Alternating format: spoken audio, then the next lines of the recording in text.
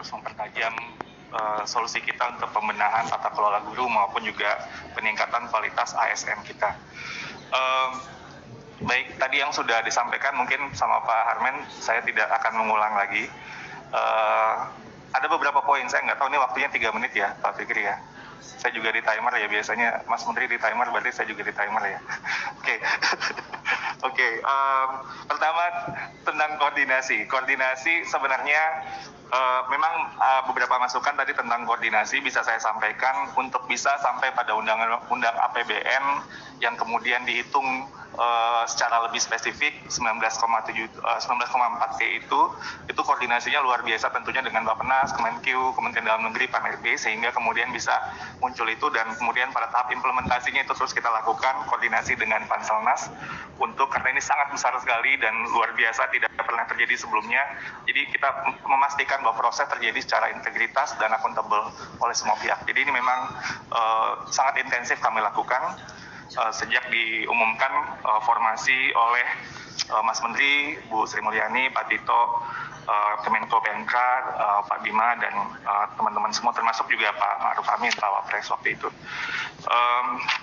Lalu yang kedua terkait dengan hal saya ingin menegaskan begini, sesuai dengan Undang-Undang Guru dan Dosen 14 2005 kita tahu dan kita sepakat dan saya yakin semuanya kita sangat tadi Bu Hetifah mengatakan empati, yaitu kata yang sangat ini sekali ya. Guru ini adalah profesi yang mulia, profesi yang sangat terhormat, itu harus kita jaga. Jadi bagi GTK itu penting, bagi Kemendikbud itu penting, dan saya yakin bagi Komisi 10 dan semua yang warga negara Indonesia itu sepakat, karena ini adalah seperti filsafat Ki Hajar, ini adalah membangun peradaban, bukan saja masalah tentang kurikulum, assessment, tapi peradaban ke depan. Karena itu sesuai dengan amanat undang-undang tersebut, kita menjaga kehormatan guru ini, status kesejahteraannya mesti jelas, dan kompetensinya juga mesti oke. Jadi itu dua hal yang diamanatkan kepada kita. Nah, dalam hal ini itulah visi kita ke depan.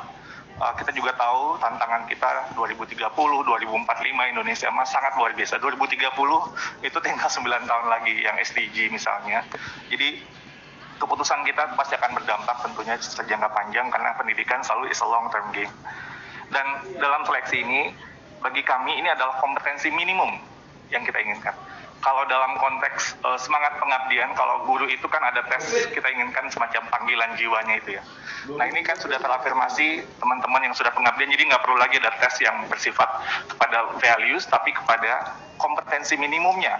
Jadi kalau guru matematik ya berarti menguasai minimum kompetensi dia ngajar matematika atau bahasa Indonesia juga sama. Jadi ingin saya tegaskan, dan kita ada 3 kali tes. Jadi misalnya kalau ada yang merasa khawatir, ini bisa ngulang sampai kemudian bisa kita terus bantu supaya belajar ini kita giatkan. Jadi ayo belajar dan kita terus kuatkan sama-sama sehingga kemudian bisa mencapai kompetensi minimum tadi. Jadi jangan patah semangat, udah habis ya. Ternyata sulit 3 menit. Oke. Jadi kami juga sadar bahwa ini juga secara tata kelola perlu pembenahan, dan ini bukan kondisi yang ideal tentunya seperti yang sudah kami sampaikan beberapa, tapi ini one step progress ahead, dan itu yang ingin terus kita jaga momentum ini supaya kita bisa benahi sampai terjadi supply dan demand yang nantinya betul-betul baik. Lalu guru agama saya rasa sudah pernah kita sampaikan ya, itu difasilitasi sesuai dengan koordinasi kita dengan Kementerian Agama. Lalu tentang tenaga kependidikan juga sudah kita sampaikan, mungkin kemarin juga sudah sempat dibahas bahwa ini adalah next step kita untuk kita formasi untuk P3K untuk tenaga pendidikan, tapi harus ada pembicaraan dengan Pan-RB, tapi ini bagian dari apa rencana kita selanjutnya. Lalu saya rasa itu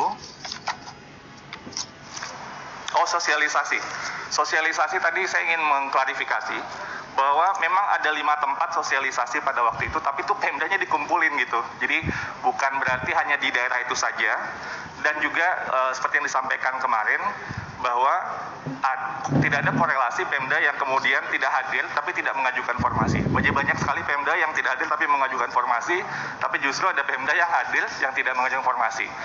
Identifikasi masalah seperti yang disampaikan sebelumnya juga oleh Mas Menteri termasuk bahwa kekhawatiran tentang anggaran ini yang menjadi keengganan Pemda untuk mengajukan formasi sesuai dengan kebutuhan. Mungkin itu yang bisa saya sampaikan. Bu Etiva, ini tadi masukan untuk tunjangan yang kedepannya, ini sangat baik sekali, terima kasih Bu Etiva. Dan tentunya sekali lagi, kita berjuang untuk profesionalisme guru kita, supaya kesejahteraannya semakin baik, supaya kompetensinya juga semakin baik, dan minimum kompetensi termasuk untuk daerah-daerah yang betul-betul membutuhkan guru-guru kita yang akan melayani anak-anak kita, yang tentunya ini jadi tujuan kita pada akhirnya. Jadi itu yang mungkin perlu kita lihat bahwa guru akan juga menentukan nasib bangsa kita ke depan, dan ini kita perlu perjuangkan bersama-sama. Jadi mungkin itu tambahan dari saya. Terima kasih. Assalamualaikum warahmatullahi wabarakatuh. Assalamualaikum warahmatullahi wabarakatuh.